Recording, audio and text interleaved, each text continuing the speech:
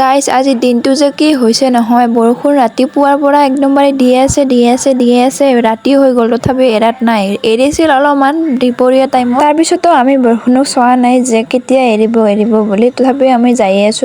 আমি ক'ত আহিছো চাগে গমেই পাইছে। ভিডিঅ'টো স্কিপ নকৰাকে চাই থাকিব, অকমান পিছত আৰু ভালকে গম পাব। তাৰপিছত জেঠীমা আৰু মোক ভাত খাবলৈ মাতিলে, ভাত খাব আহি গলো।